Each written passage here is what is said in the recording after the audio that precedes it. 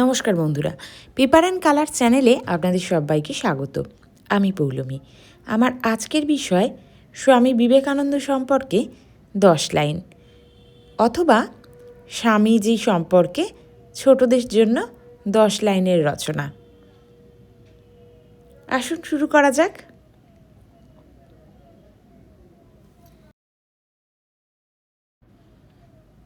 এক, স্বামী বিবেকানন্দ ছিলেন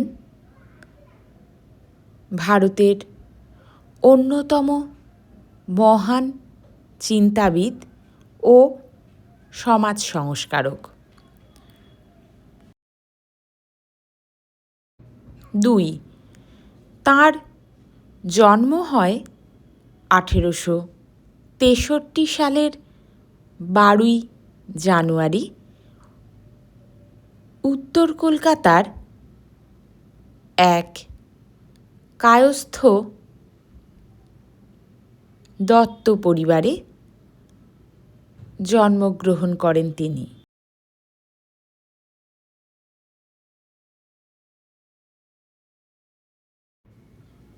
3, তার পিতা বিশ্বনাথ দত্ত কলকাতা উচ্চ আদালতের একজন আইনজীবী ছিলেন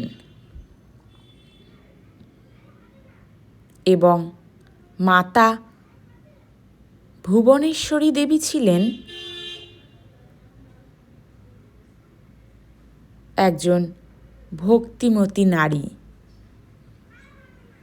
4, বিবেকানন্দের পিতৃপ্রদত্ত নাম ছিল নরেন্দ্রনাথ দত্ত এবং ডাক নাম ছিল বিলে। 5, 1871 খ্রিস্টাব্দে নরেন্দ্রনাথ মেট্রোপলিটন ইনস্টিটিউশনে ভর্তি হন। এরপর প্রেসিডেন্সি কলেজে পড়াশোনা করেন। 6, 1893 সালে শিকাগোর বিশ্ব ধর্ম মহাসভায় তাঁর ঐতিহাসিক ভাষণের মাধ্যমে তিনি ভারতীয় দর্শন ও সংস্কৃতিকে বিশ্ব দরবারে গৌরবান্বিত করেন। 7, বিবেকানন্দ ছিলেন শ্রী রামকৃষ্ণ পরমহংসদেবের প্রধান শিষ্য এবং আধ্যাত্মিক উত্তরসূরি। 8, 1897 খ্রিস্টাব্দের 1 মে তিনি প্রতিষ্ঠা করেন রামকৃষ্ণ মিশন ও রামকৃষ্ণ মঠ।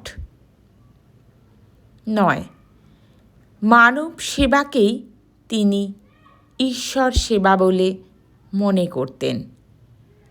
তিনি একজন মহান দেশপ্রেমিক ছিলেন।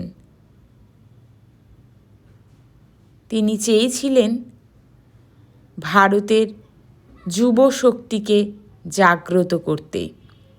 10, 1902 সালের 4 জুলাই মাত্র 39 বছর বয়সে বেলুড় মঠে ধ্যানরত অবস্থায় পরলোক গমন করেন তিনি। ধন্যবাদ ভিডিওটি সম্পূর্ণ দেখার জন্য। এরকম আরও অন্য কোনো বিষয়ের উপর ভিডিও পেতে চাইলে অবশ্যই কমেন্ট করে জানাবেন। আর ভিডিওটি ভালো লেগে থাকলে লাইক, শেয়ার এবং সাবস্ক্রাইব করতে ভুলবেন না। ভালো থাকবেন।